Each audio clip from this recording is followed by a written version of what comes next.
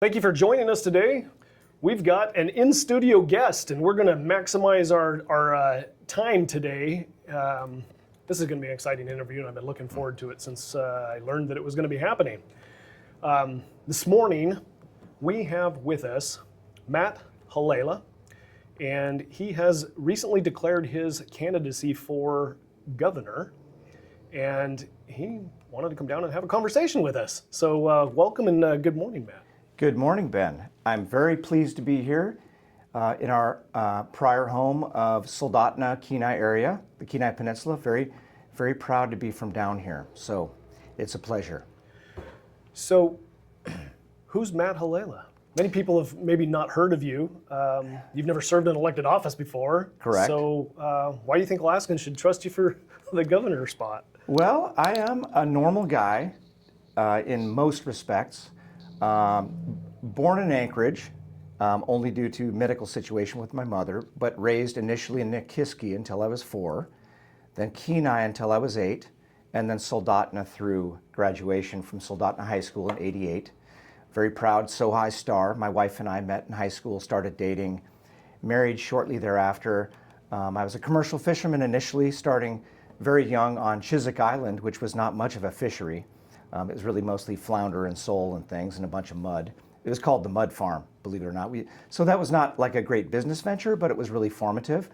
Then we went to drift fishing in Cook Inlet with my brother. He's 10 years older than I am, so I was a deckhand. And then we ended up in Bristol Bay, where I became the skipper of my dad's operation from the time I was about 17, 18. Ended up with the permit in my name where he didn't go over. And one of my prior classmates from high school reminded me recently that we were the youngest crew over there in Bristol Bay, which was a notable thing to a lot of people. We didn't think it was a big deal, but a lot of fun. I mean, we had such a great time. Very aggressive fishery, very aggressive, competitive early occupation to be in Bristol Bay. A lot of, people ramming each other, yelling at each other, and I found it to be kind of fun. And you didn't stick with that because you have a whole other profession that you've endeavored in. Yeah, so I realized very quickly that commercial fishing for most people, including our family, was not like a solid, consistent income. Very often it was break even, maybe lose money. Occasionally we'd have a big year, but it was not consistent. So my uncle was a foot surgeon in Michigan. He was very close. He mentored me, and I got married at 20.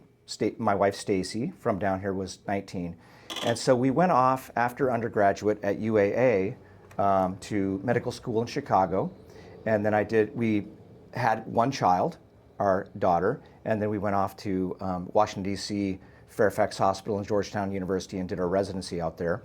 Came back in '98. So I had a foot and ankle surgical practice that I founded nearly 30 years ago, and I ended up with 5 other foot and ankle surgeons, and in Wasilla and Anchorage primarily. We couldn't come back to Soldotna. It just wasn't quite big enough. We didn't have enough, as we saw it, the specialists to work with, like infectious disease, rheumatology, all these things. So anyways, I did that for the last nearly 30 years, after 30 years of doing that, it became evident I needed to pivot to something different. When you start realizing you're not interested in learning about the latest techniques. So at 50, just before the pandemic, we were laughing that I had a midlife crisis, and I ended up getting an MBA at Arizona State University, and with an emphasis in the functioning and business of healthcare, to understand more about healthcare systems and things like that. But it taught me a lot about human behavior, what makes us tick. There's a lot of leadership, a lot of predictive analytics and stuff. So from there, I ended up folding my practice into the big orthopedic group, Ortho Alaska, and selling some properties and things. I had been mentored in property development, commercial real estate, and things like that also throughout the last 25 years. And then I got appointed to the state medical board about 3.5 years ago. And so that got me a little bit, now I've always been behind the scenes in politics as a Republican. Mm-hmm. I went off to school initially to the University of Oregon in Eugene, right out of Soldotna. And I had classmates, dorm mates in Eugene that went to jail for chaining themselves to trees in logging camps. And I was just, I'm guessing they weren't Republicans. no, and it was culture shock. I was challenged and debate with them. Yeah. And I was embarrassed to find I couldn't articulate my beliefs, my conservative beliefs very well. So when I did come back home to Alaska, I, like a lot of young people at 19, heard this loudmouth on the radio, Rush Limbaugh. And that's kind of how I cut my teeth in politics and started being able to articulate my thoughts. And I'm like, oh man, I wish I'd have said that to those people in Eugene, right? And so anyways, I've always been a Republican, but I think it's very important, congenial discourse, not making enemies of people unless you have to. Yep. And I think that's kind of what I bring to the table is let's bring the contempt down. We have to get along. Well, this political season is definitely going to draw out what I'm going to talk about next here, Right. just briefly. I've been saying for a number of years, what exactly does it mean to be a Republican in Alaska? Right, right. The policies that are facing the state are something that is, it's ambiguous sometimes. Right. You come with healthcare, from a healthcare background. Right. And I know from a budgetary perspective, the amount of money that is going out through both our local, borough, and state budgets with Right. regard to healthcare is a lot. I mean, it's Absolutely. a significant drain. Yep. So, It's a problem. what with your experience, and you've seen the challenges firsthand. Right. What strategies would you implement as governor to help bring down the cost of healthcare in the state? So if I could say one thing that would be most meaningful, will be an expanding economy. And the reason for that, and it's something I learned recently, is something that happened with Medicaid expansion. Medicaid expansion, although we like some things about that, right? Helping the needy, that's what it's meant for. It also siphoned off many people off of the private insurance rolls and the private insurance pool. And so you end up with people remaining in the private insurance pool that need health care. The individual mandate failed, right, which was a good thing. We can't force people to buy insurance and things. But you end up with less people dividing the cost of health care because of Medicaid expansion. It's called adverse selection. And so if it was one sentence, what can we do about the cost of healthcare, is having an expanding economy through natural resource development and all of the above, right? Full throttle, full steam ahead. And then you can enable people to get off of Medicaid back into normal insurance. And there's some reforms that need to happen in insurance too. They made illegal catastrophic plans with Obamacare. So when I was 22, I bought the $85 a month plan. That was if you got in a car accident, if you had cancer diagnosis early on, but you couldn't go get your rotator cuff fixed. Any elective things were typically not covered or very high deductible. Those plans are now illegal. So young people are electing not to buy insurance. I seem to remember a promise that we could keep our doctor, but obviously Right. we couldn't keep our insurance Right. policy that we preferred Right. either. So Yeah, yep. So in healthcare, you want reasonable cost. We don't want it to be free because you're just not going to get quality, period. You want accessibility, enough providers, enough facilities, right, which is good for competition. You want quality care.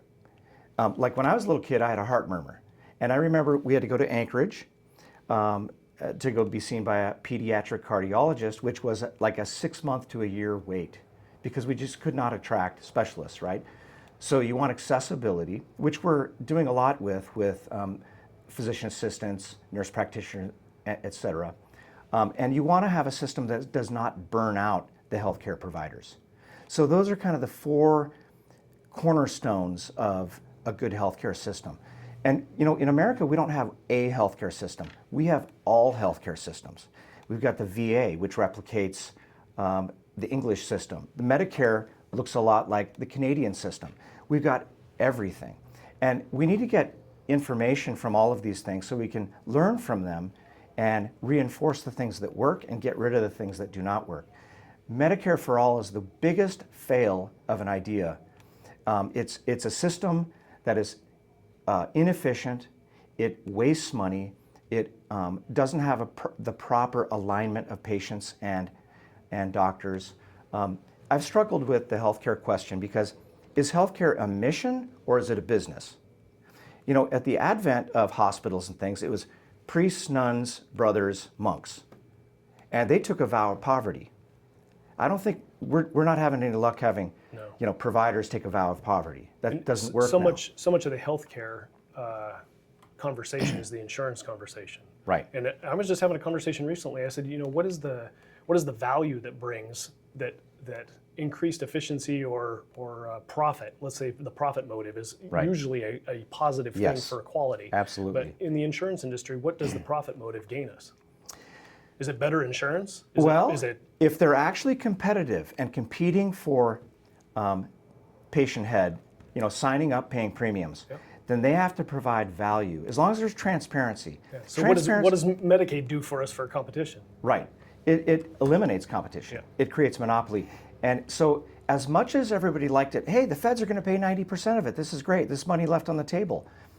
It's created problems. And I think everybody intuitively knew that it would create problems, but the politics of the time, the momentum was such that it was a foregone conclusion. And it is regretful, but if you're going to, withdraw resources from a system like that, you need to do it very slowly. You can't leave people vulnerable. And the way you get people off is by voluntarily getting them to sign up for private insurance because they have a job. Their employer offers it. That's an expanding economy does that. And we're going to dive right into that. You have emphasized expanding opportunities for businesses to create jobs in what I've read or understood for your campaign thus far. And when we come back, I think we'll dive right into that. And welcome back to KSRM Sound Off this Friday morning. I am Ben Carpenter filling in for Dwayne Bamak, and we have with us, if you're just joining us, we have with us Matt Heilala, who has declared his candidacy for the governor. And we've been having a conversation about healthcare, and is dovetailing right into my next question about the economy. You have spoken and emphasized that expanding opportunities for business and job growth is important for the state of Alaska. So what do you think needs to be done from the state government's perspective to boost the economy? Where do small businesses and entrepreneurs, what do they need to move forward? That's a great question. I'm happy to be here too, down on our home of Kenai Peninsula from the time we were kids. We've resided in the Anchorage, Matsuwa area since. But number one, I think that the legislature, our representatives, need to be aligned with common goals. And that goal is an expanding economy, high-paying jobs for Alaska families. That's the absolute priority. And from there, Alaska families can solve a lot of problems when you have good income. And I think the legislature needs to tone down the contempt. It's healthy to argue. It's healthy even at times to be angry, but you can never do the eye rolling and the you're dumb and evil, there's no use talking to you. You can't do that. You have to recognize that you're there for a reason. You were elected to benefit and find ways, creative ways, to benefit Alaska families. So I think that the gridlock, I know I just have been speaking about the gridlock, it's notable, and we've got to set that stuff aside. Rather than aligning with common enemies, we need to align with common goals. So I think that's the number one most important thing. I mean, it sounds a little trite and cliche, but if you cannot have a respectful conversation and negotiate things with the opponent in your issue, then it's just a failure to represent the people. And we have a lot of things before us. All this natural resource development, stars are aligned, right? We got Trump in the White House. He's doing great things with reducing regulatory burden. And if we can't get along legislatively, it could be all for naught. So that would be a fail. You're making an argument that the dysfunction in the legislature, if we were to improve the dysfunction and so it become a little bit more functional, right, that is what would lead to a better outcomes in our economy. Is Absolutely. that the argument that you're making? Absolutely, because if we can't, get through a plan to facilitate, the LNG line, mining, all the natural resource opportunities and energy opportunities, the residents of Alaska rely on legislators to come together to help make things happen. And the feds are doing all they can right now. I was at the energy conference with Burgum, Wright, and Zeldin, and it was really encouraging. I mean, these guys, this is a really a top priority. And we need to make it happen. And I think across the aisle, everybody can be aligned with high-paying jobs. So it's interesting because in the 6 years in the legislature, I would say that the amount of time that we talk about from a legislature take action or don't take action, because the economy is the thing that we're going to talk about. Right. It's next to nil. Yeah. Like we aren't focusing on, the legislature is not focusing on what do we do or don't do, but whatever we do, it needs to benefit the private sector economy. That is Absolutely. not the whole conversation is consumed with how to spend money on government. Yeah. I don't see how that changes unless you change the players down there. Right. So one of the contentious issues that and this leads to a fiscal conversation, the permanent fund dividends contentious. As governor, what place do you think the PFD has in the future of Alaska? Right. Well, I remember the first PFD. I think it was $1,000, and I must have been, I think I was 12 or 13 years old, and it was just like jaw-dropping as a young kid. My parents had set up a little bank account for us when we were young, probably like 9 or 10 years old, and we had the little folder, and you'd keep track of your balances and stuff. It was not an opportunity for me to go. I could not just spend that $1,000. It was something to have in the bank. And of course, I wasn't the head of a household, right?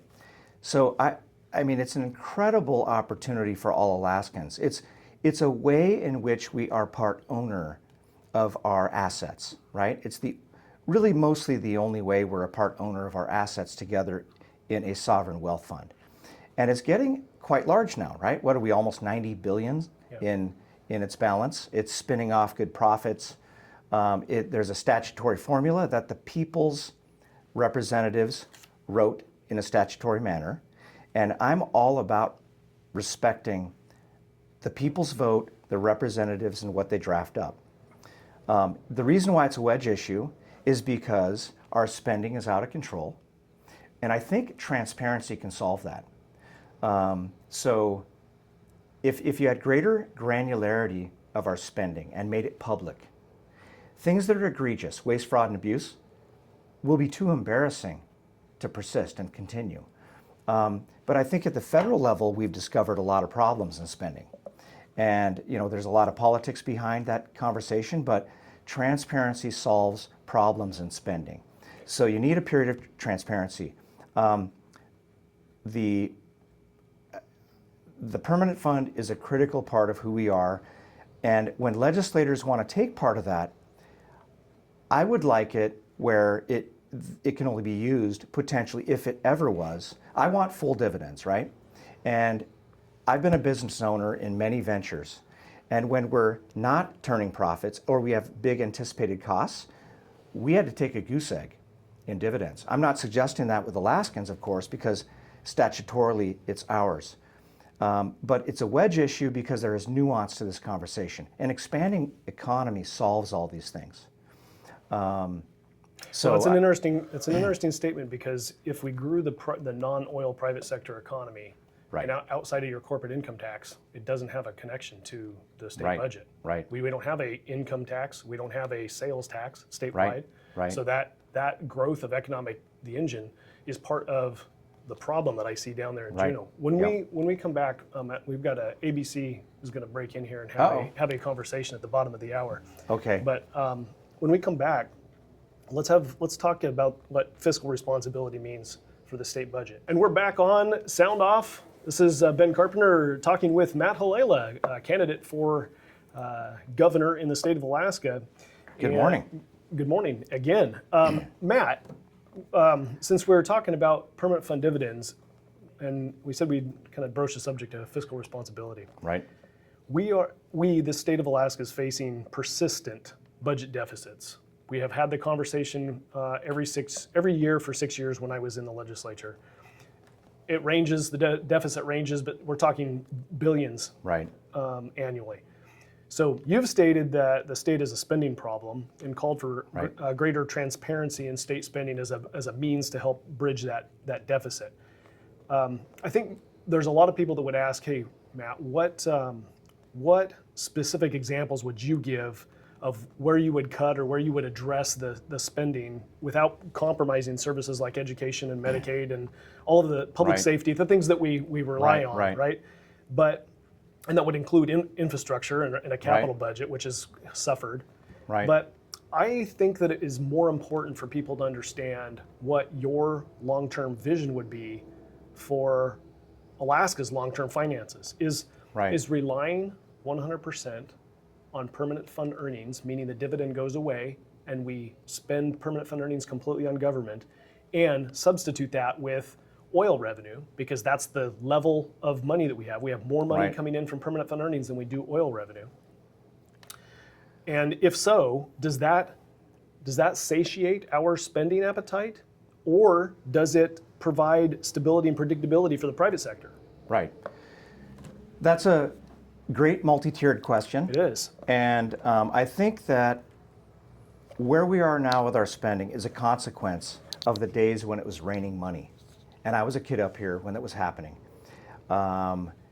Infrastructure projects that politicians would not say no to. The answer was always yes when you have budget surpluses through the roof, right? But then as the years go by, the revenue stream drops off. We have like 1% GDP growth, which is like in the bottom of our entire country. And so we've not been expanding our economy. We've had all these roadblocks. So we have to recognize we're facing another period of time where it might start raining money again. But you have to focus on the spending issue and get control of government spending so that we're spending on things that are in the proper purview of government. There are many things that really should not be in the purview of government.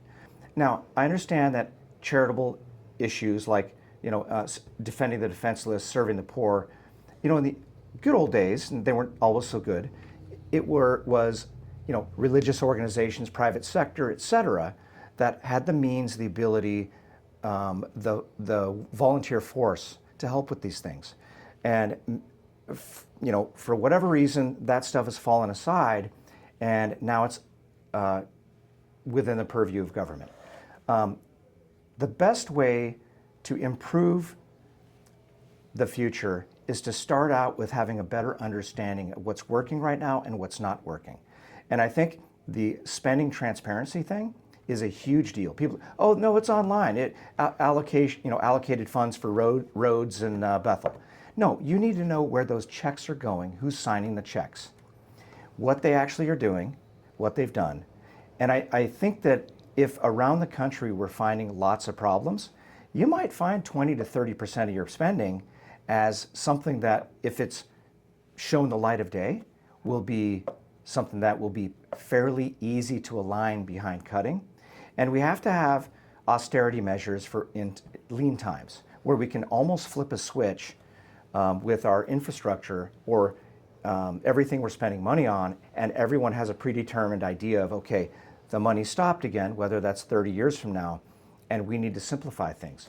So number one, it is transparency, and it's going to take a great deal of effort. On the State Med Board right now, we're supposed to have transparency of procedures, the number of things going on and stuff, and I discovered very recently that nobody knows how to gather the data for decision-making bodies. So the transparency, even in that realm, it's a challenge. Nobody knows how to use the new software that they just paid for to collate data across the insurance industry. Yeah, our State Executive Budget Act, which is actually in statute, directs the legislature to tell the executive branch how it's going to measure success, and yet we are failing to do so. Right. There's been some proposals to turn that around and say, hey, executive branch, why don't you have the responsibility to determine Right. how you're going to measure success. But I guess from a business owner, business manager's perspective, which is Right. where you were at, how would you take bureaucracy and force that to happen? I mean, that's a hard question from the without having executive experience branch, in government. you but can initiate a transparency initiative, and you'd have to hire technicians and things that know how to dive into the weeds and have no obstructionists, and you have to be able to publish how we're spending money now, and do a very thorough audit on this stuff and provide the transparency, even if it hurts people's feelings and is embarrassing. We have to be able to do that with courage. It would be a little bit of an expenditure to do that, but you have to have an understanding of how your quote organization is functioning before you can improve it. I don't think it'd be as expensive as you think it is, because you've got an Office of Management budget that is Right. supposed to be doing that. Right. You know, when we come back, I'm going to. You've spent some time on the state medical board, and I think we'll talk about some of the things that has gone on there. Sure. All right, welcome back to Sound Off. Having a good conversation here with Matt Heilala, candidate for governor in the state of Alaska. Matt, you have served on the Alaska Medical Board for a year and a half, 2 years? I think it's been like three and a half now? years. Okay. Yep, already. As a member, you led efforts to urge the legislature to restrict gender-affirming care for minors, citing risks and insufficient long-term evidence. This has been a polarizing issue. Some critics argue that the board lacked input from practitioners providing such care. Right. How do you respond to those who say your position overlooks the needs of our youth, and how will this shape your stance on other social Right. issues? So if I could maybe reference how I got placed on the state medical board by the governor. So there was an article during the pandemic from a list of about 120 physicians and surgeons that the state medical board was not living up to its responsibility by pursuing providers that were writing for things like ivermectin and hydrochloroquine. And they insisted that the state medical board should be sanctioning these people's licenses and threatening them with revocation of their license or suspension. And I read that article, and it said there is a vacancy on the state medical board. So at the time, I was able to reach out to the governor and said, Governor, you need me on that board.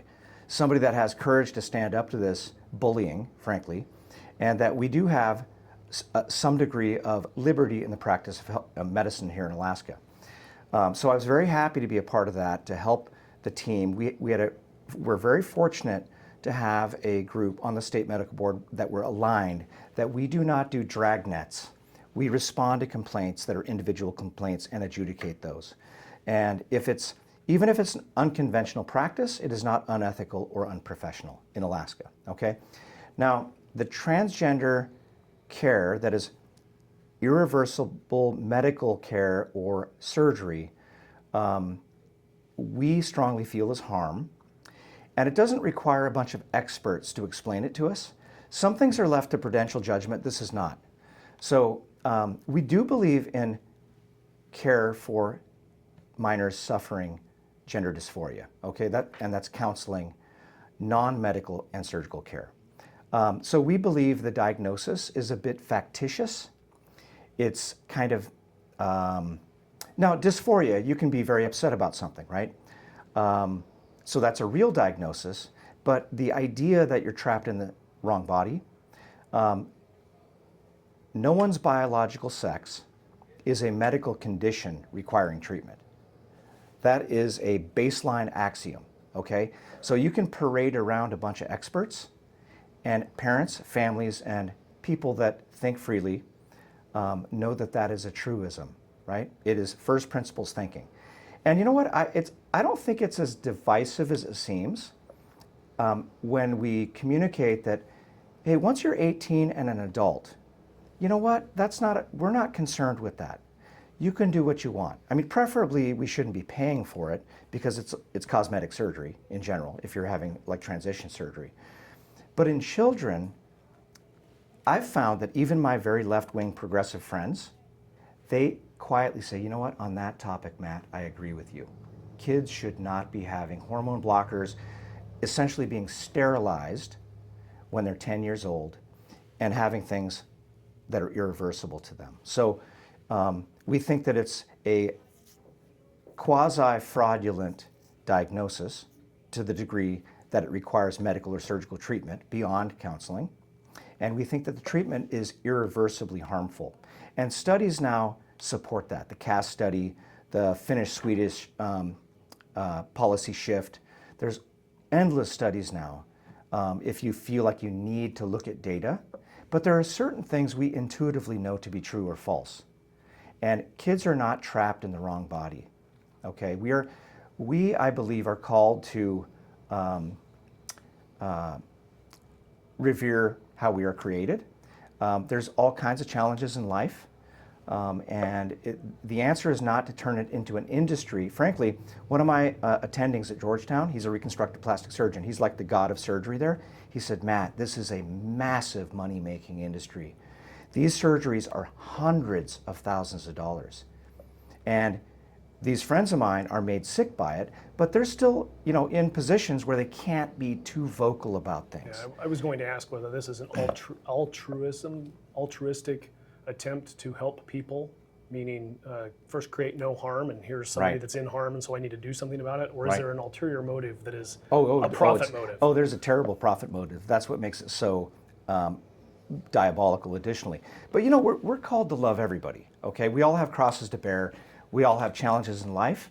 And that's my message to adults that have decided all these things, right? They have freedoms. We value those freedoms in our country. But with children, we have an obligation to protect if we know there's harm occurring. I think that even members of the left agree with this. And it's going to be the anchor around their neck politically unless they have the courage. Again, courage.